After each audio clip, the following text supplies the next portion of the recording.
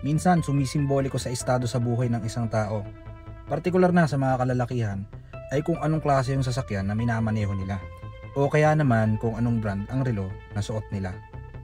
Bagamat hindi naman talaga relo o sasakyan ang tunay na batayan ng estado sa buhay, at hindi din naman lahat ng lalaki ay mahilig sa relo o sa auto, pero kapag alam nating mamahalin yung relo o sasakyan, madalas na pagkakataon napag-iisipan natin na maraming pera yung tao.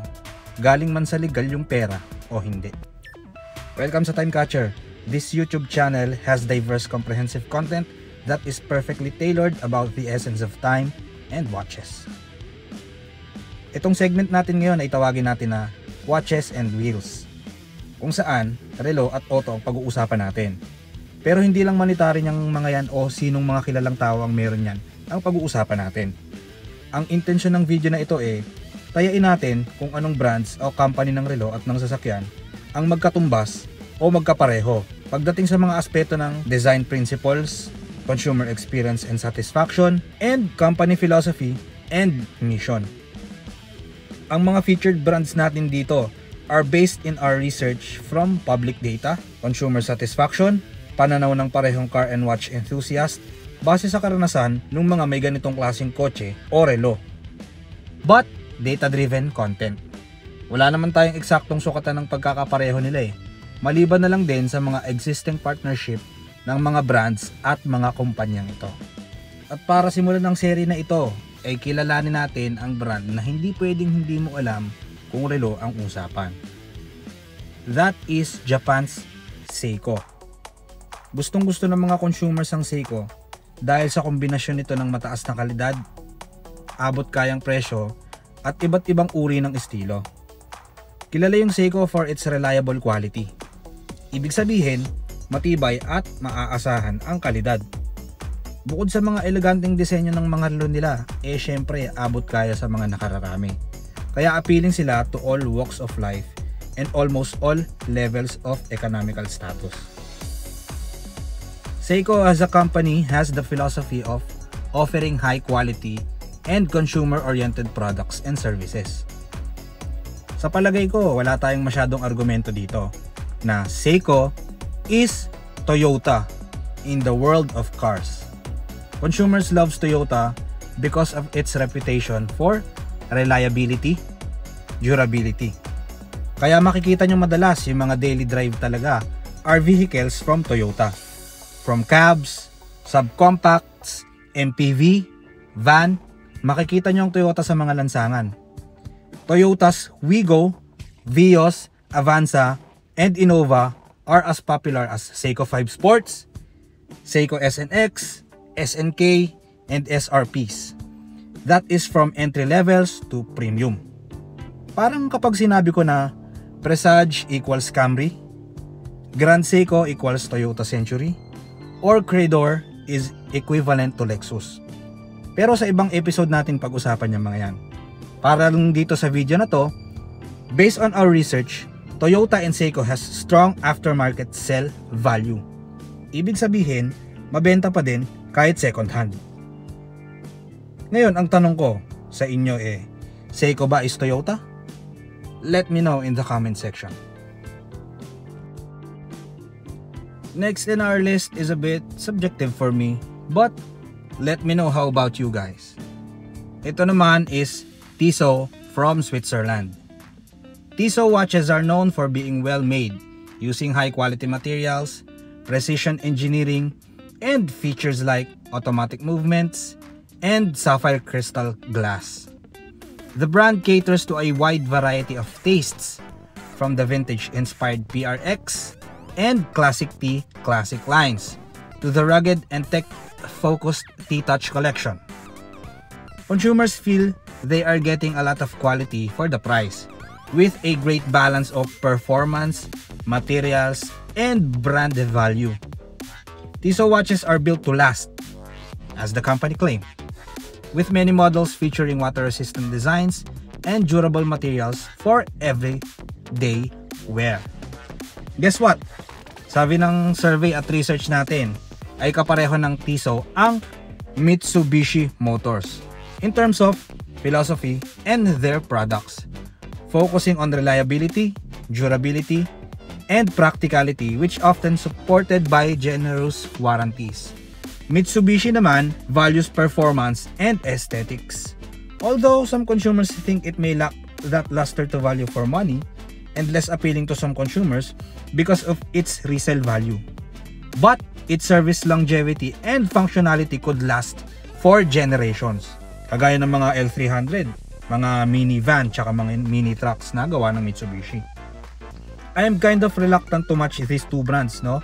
Simply because a lot of the differences like the history and heritage with overall aesthetics. But I kind of get the point why the data says they match, as both companies focus on value over performance or comfort in some models. It appears like to me the PRX is the expander from Mitsubishi. Or let's say the Eclipse Spider looks like the Gentleman Powermatic from Tissot. Well, some critics may say that they both use secondary materials and build quality in certain models of both of their products. But it doesn't change the fact that they output the best out of what is available for them. So sa mga naka-Tissot or Mitsubishi dyan, do they match as a company? Sa mga ganitong klase ng top list, hindi dapat tayo mawalan ng entry from US. Ngayon naman, pag-usapan natin ng Bulova. Although Bulova is now largely owned by Citizen, its American heritage is still in its DNA and design. Huwag na tayong lumayo. Sabi ng research at ng survey natin, Bulova equates to American brand din na Ford. Consumers choose Ford daw dahil sa kanilang reputasyon sa US. They do have wide catalog of models from subcompact, semi-sports cars, SUVs, and some pickup trucks. Syempre, apart from features, gusto din ng consumer yung comfort and design ni Ford. Bulova also shares Ford's aim to go beyond providing excellent products and services, contributing to communities and reducing its environmental footprints. In short, yung mga materials na ginagamit nila hindi masyadong harmful sa environment natin. Also, the brand appeals to enthusiasts by reissuing vintage models such as Oceanographer, Devil Diver, and the Lunar Pilot Chronograph, which was originally worn on the moon. Para din naman yung Ford Mustang, which was released in 1964, considered a vintage architecture, but they are continuously producing modern iterations of the said model.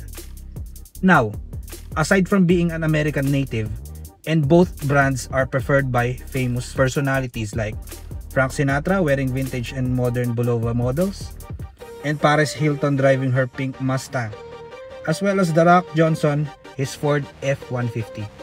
Ano pa sa palagay niyo yung pinagkapareho ng Bulova at Ford? Ang experience ko lang with Ford is the maintenance cost is not pocket friendly. I know yung sa mga naka-Ford dyan. Sabi nga nila pang mayaman daw itong brand na to.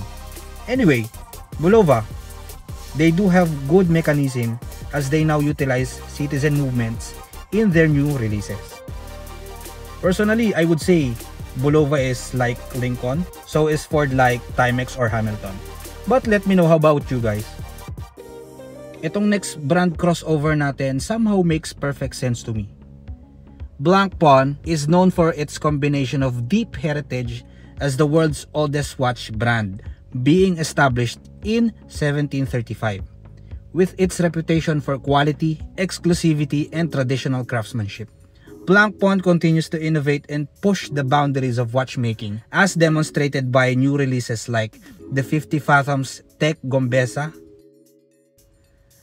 With the same principle, Blancpain equates to Peugeot, which happens to be the oldest operating motor vehicle that is still in production up to date, founded in 1810. Peugeot brand aims to bring back pleasure to driving by combining performance and precision for a dynamic, engaging feel while maintaining its heritage in its design. But what's common with these two companies, I believe, are their clients. Ang market nitong brands na ito are people who has deep understanding of the brand and knows the value they hold in terms of heritage and for being vintage brands. Ito yung masasabi nating low-key premium or those group of people who understand understated luxury. Another thing I also observed that is common to both companies then is they are being often overlooked because of their lack of flashiness. And some consumers of both worlds prefer modern appeal or attention seekers kumbaga. Hindi ito yung mga brands na yun eh.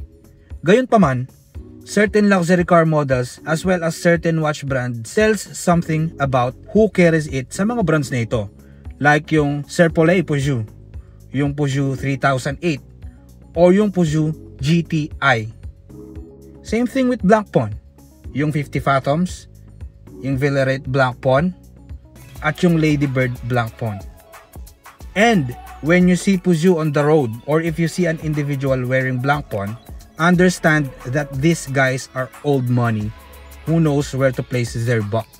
Do you guys agree? Or do you have other brands in mind that could equate to either of these brands?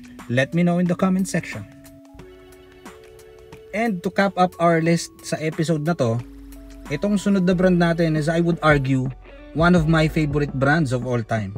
But I should say, they somehow don't perfectly equate some aspects. Pero ito yung sabi ng data tsaka ng survey at ng research natin eh. Let's find out what the research and what the survey says about these brands. Let's talk about Rolex. Some may disagree, but we already look at other car brands which may not seem to match Rolex business idea. Besides, we know that those brands already have an existing tie-ups with a different watch manufacturer. So Rolex, not because of the car's engine to the watch caliber, not with its design and just because it's expensive, but it's how both companies honor accuracy, precision, performance, on top of sophistication and design perfection. But most of all, it's a tale being told to people that you made it in life. Guess what? Rolex company matches philosophy and principle. Owning a Ferrari is often seen as a symbol of aspirational living, success, and status, further fueling its desirability. Ferrari offers extensive customization option, allowing customers to create a unique vehicle that reflects their personality, taste, and status. Parang yung Ferrari SP12 ni Eric Clapton kung kilala nyo, yung kumanta ng Wonderful Tonight. Similar to Rolex that creates special edition katulad nung Daytona ni Paul Newman at yung customized date just ni Jay-Z. Both Ferrari and Rolex company have strong brand identity. You know what I mean? They may not be the best value for money. Honestly, there are a bunch of watch brands that offers better value for money than both Rolex or cars than Ferrari. But more often than not, is consumers buy it because of the brand name and the iconic emblem that comes with it. Alam naman nating lahat no matter what or where the occasion is, both Ferrari and Rolex will always be recognizable and would always be a head turner. On a business standpoint naman, I'm kind of reluctant to agree to this since Rolex is arguably on the top of the food chain in watchmaking, at least in my opinion, while Ferrari was just once in that status quo. But what can I say? Yun ang sabi ng survey. Sa personal GOAT list ko naman ng car models, Ferrari F12 Berlinetta is somewhere in my top 10. On the flip side naman, sa GOAT list ko ng watches, Rolex 1908 is somewhere in my top 10 din. So baka nga Rolex is Ferrari. Pero syempre ayoko namang makapagdamdam ng kalooban. Alam kong may mga expert dyan who knows car better than I do. And guys like you who knows better about watches than I do. Kaya naman kailangan natin yung comment nyo para mas matuto din ako. Pero kayo ba, sa tingin nyo, may pagkakahawig ba yung Ferrari F40 and 458 sa Rolex Submariner at Daytona? Anyhow, I want to know what's your take in this type of list. Andito ba yung brand ng relo o ng sasakyan mo? Share us your own list naman in the comment section. Kung wala pa dito yung brand mo, abangan mo sa mga susunod na episode nitong Watches and Wheels. Marami pa tayong i-cover na brand sa next episode. So stay tuned. Don't forget to subscribe kung hindi pa. At kung gusto mo ng mga ganitong klaseng content about time and watches, huwag kalimutang i-click yung notification bell para lagi kayong updated sa mga new releases natin. Once again, this is your time catcher inviting you to let us both become a life and watch smarter. Drive safely. God bless us all and keep watching.